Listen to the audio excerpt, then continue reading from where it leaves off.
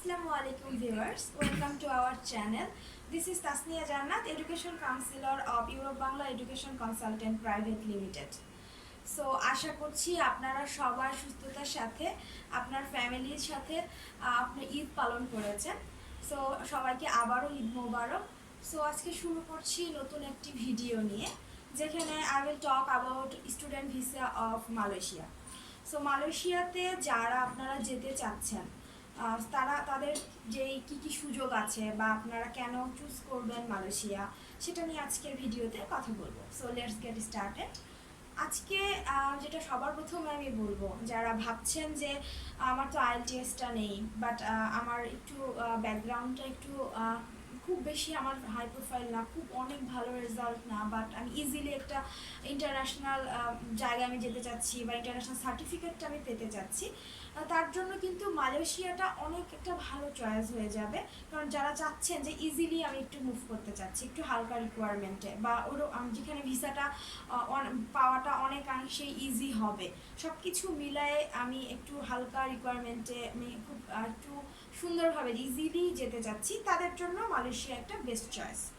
So কারা কারা মালয়েশিয়াতে অ্যাপ্লাই করতে পারবেন এবং কোন কোন প্রোগ্রামের জন্য অ্যাপ্লাই করতে পারবেন সেটা নিয়ে আগে প্রথমে বলে নিই। যারা আপনারা এসএসসি করেছেন বা এইচএসসি করেছেন বা এ-লেভেল করেছেন, ডিপ্লোমা করেছেন বা ব্যাচেলর করেছেন, মাস্টার্সের জন্য যেতে চান, আপনারা মোটামুটি সবাই অ্যাপ্লাই করতে পারবেন। প্রথমে আসি, যারা এসএসসি লেভেল কমপ্লিট করেছেন তারা মালয়েশিয়াতে কোন প্রোগ্রামের জন্য যাবেন। তো আপনাদের জন্য কিন্তু ডিপ্লোমা কোর্সটা আছে 3 বছরের জন্য। এটা একটা অনেক ভালো সুযোগ। আপনি কিন্তু দেশের বাইরে যাওয়ার পরে একটা ইন্টারন্যাশনাল সার্টিফিকেট পাবেন, যেটা বাংলাদেশ থেকে অনেকটাই ডিমান্ডেবল হবে। এবং বাংলাদেশে আপনি যে কোর্সটা করতেন ওইখানেই আপনি সেম কস্টিংয়ে এবং সেমভাবে আপনি সেম রিকোয়ারমেন্টেই যাচ্ছেন, বাট আপনার হাতে থাকবে একটা ইন্টারন্যাশনাল সার্টিফিকেট। সো এটা কিন্তু অবশ্যই একটা অনেক বড় সুযোগ, যারা আমরা লাইফে একটা ব্রাইট ফিউচার চিন্তা করছি। পরবর্তীতে আসছি, যারা এইচএসসি করেছেন বা যাদের অলরেডি এইচএসসি আছে বা কিছুটা স্টাডি গ্যাপ আছে, আপনারাও কিন্তু অ্যাপ্লিকেশন করতে পারেন ব্যাচেলর প্রোগ্রামের জন্য।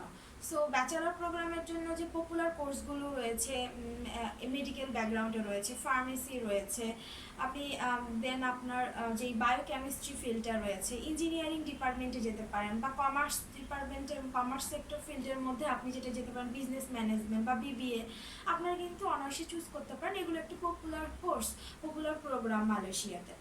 এরপরে মাস্টার্স যারা করেছেন তারাও, যারা ব্যাচেলর কমপ্লিট করেছেন তারাও মাস্টার্সের জন্য যেতে পারেন, অথবা আরও হাই ডিগ্রির জন্য যেতে পারেন। কেন চুজ করবেন মালয়েশিয়া? তার কারণ হচ্ছে, আপনি ওখানে যখন যাবেন, আপনি ওখান থেকে কিন্তু পরবর্তীতে ইউএসএ বা কানাডা যদি আপনার স্বপ্ন থাকে, বা ইউকে বা আরও ডেভেলপড কান্ট্রিতে আপনার স্বপ্ন থাকে, সেটা কিন্তু অনেকাংশে ইজি হবে বাংলাদেশের চাইতে। বাংলাদেশে একটা ব্যাচেলর প্রোগ্রাম করলে আপনার যতটা রিকোয়ারমেন্ট ফুলফিল করতে হবে আরও ডেভেলপড কান্ট্রিতে যেতে, মালয়েশিয়া থেকে যাওয়াটা কিন্তু অনেক ইজি। বিশেষ করে ইউএসএ, কানাডা, নিউজিল্যান্ডে অনেকটাই ইজি হবে আপনার পরবর্তী আপনার হায়ার ডিগ্রি বা আপনি যদি শিফট করতে যান সেই ক্ষেত্রে।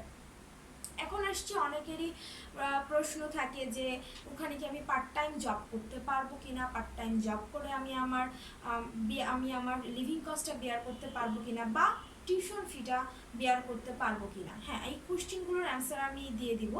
আপনি ওখানে পার্ট টাইম জব করতে পারবেন, এমনকি সপ্তাহে 2 থেকে 3 দিন আপনি ফুল টাইম জবও করতে পারবেন। এবং এখানে আপনার জবের স্যালারি আসবে 20 থেকে 30 হাজার টাকার মধ্যেই, বাংলাদেশি টাকাতে। এরকম অ্যামাউন্টে আপনি কিন্তু ইনকাম করতে পারছেন, এবং এইটা দিয়ে আপনার লিভিং কস্ট, ফুড কস্ট কিন্তু উঠিয়ে আনতে পারবেন। অথবা আপনি যদি আরেকটু একটু বেশি ইনকাম করতে চান, সেক্ষেত্রে অবশ্যই আপনাকে একটু বেশি প্রেশার নিতে হবে। সেক্ষেত্রে আপনি যদি মনে করেন আমার একটু দরকার সেভিংসে, সেটাও করতে পারেন, বাট এই ক্ষেত্রে আপনার একটু বেশি অবশ্যই সময় দিতে হবে যদি এর থেকে বেশি ইনকাম করতে চান। এরপরের যেটা স্টেপ বলবো, স্কলারশিপ। সবারই কোশ্চেন থাকে স্কলারশিপটা অ্যাভেলেবল কি না।